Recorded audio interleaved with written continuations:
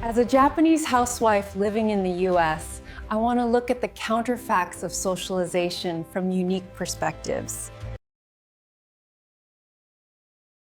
Have you ever noticed trash bags dumped on the side of a quiet road or in a park? It's an ugly sight, and it makes you wonder who would do that and why. For years, the common belief has been that if you make people pay for every bag of trash they throw out, a system known as pay-as-you-throw, it will just lead to more of this illegal dumping. It sounds logical, right? If throwing trash away costs money, some people will try to avoid that cost by dumping it for free wherever they can. This idea has been a major roadblock for many cities considering these programs. But what if I told you this common assumption might be completely wrong? What if making people pay for their trash actually leads to less illegal dumping? Not more. Today, we're diving deep into the surprising truth behind trash, money, and human behavior. We'll look at the data, the psychology, and the real-world results that challenge everything we thought we knew about pay-as-you-throw. Get ready, because the story of our garbage is far more fascinating than you might think. So, what exactly is pay-as-you-throw? Or PAYT. It's pretty simple. Instead of paying a flat fee for trash collection every month, no matter how much you throw out, your bill is based on the actual amount of waste your household produces. Think of it like your electricity or water bill. The more you use, the more you pay. This is usually done by requiring residents to buy special official trash bags or tags for each bag they put out on the curb.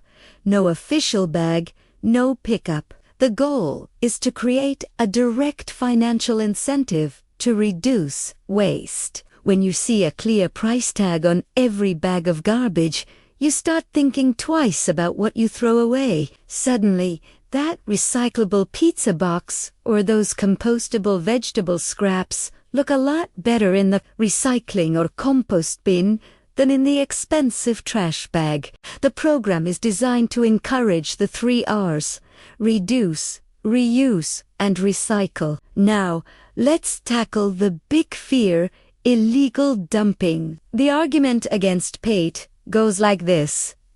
If you charge people for trash, a certain percentage of the population will simply choose not to pay. They'll dump their garbage in commercial dumpsters behind shopping centers, toss it into public parks, or leave it on rural roadsides.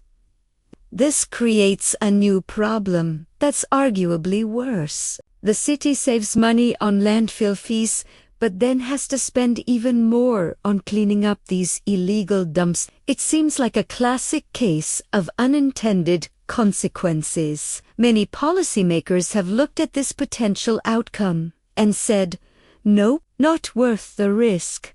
They imagined their beautiful city parks turning into mini landfills and their public works department being overwhelmed with cleanup calls.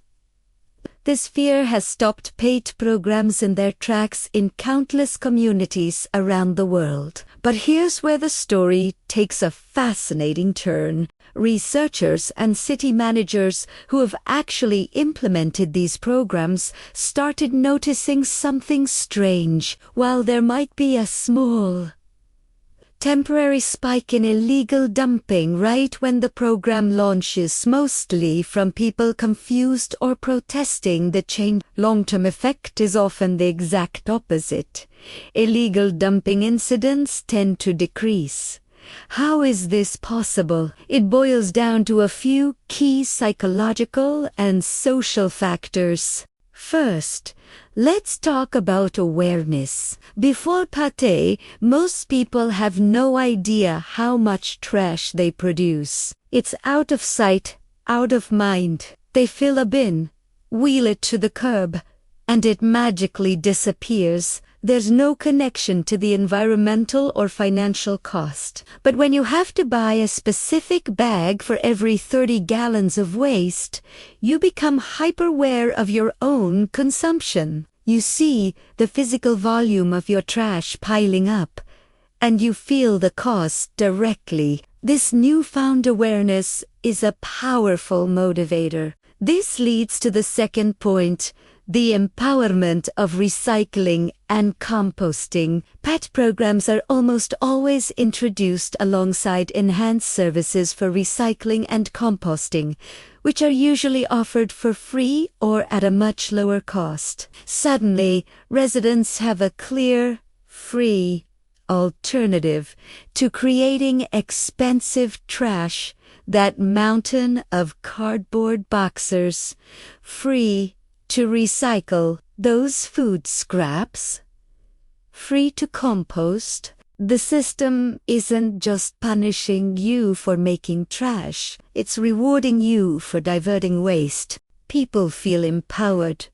They aren't just being charged, they are being given the tools to control their own costs. This shifts the mindset from the city is penalizing me to I can save money by doing the right thing. It turns waste management into a sort of household game.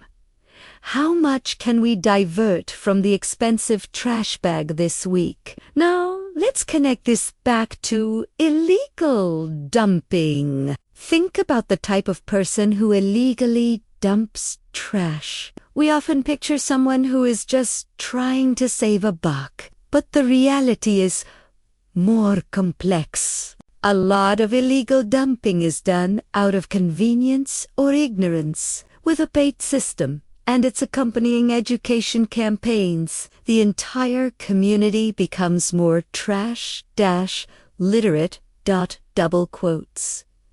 People learn what can and can't be recycled. They learn about local drop-off centers for bulky items like mattresses or electronics. This knowledge reduces the accidental dumper who just didn't know what to do with an old TV. But what about the hardcore, intentional dumper? This is where community vigilance comes into play. And it's a powerful, often overlooked benefit of PATI. When everyone in a community is paying for their trash and actively trying to reduce their own costs, they develop a sense of ownership. That bag of trash illegally dumped in the park isn't just an eyesore anymore. It's an insult. It represents someone cheating the system that everyone else is participating in. People get annoyed. They feel it's unfair.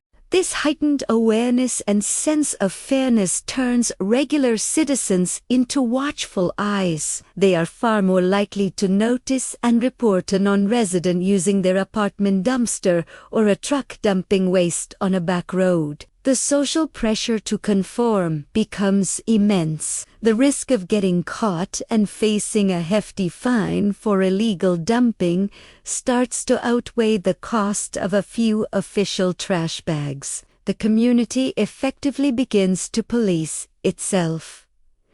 Let's look at some real-world examples. Take the city of Worcester. They implemented a PATI program and saw a massive 40 to 50% reduction in trash tonnage. And what about illegal dumping? The city tracked it closely and found no significant increase. In fact, after the initial adjustment period, the problem became less of an issue because the community was so engaged. Similarly, thousands of communities across the United States and Europe have seen the same pattern: a dramatic drop in waste sent to landfills, and a manageable, often decreasing, level of illegal dumping. The data consistently shows that the fear is far greater than the reality.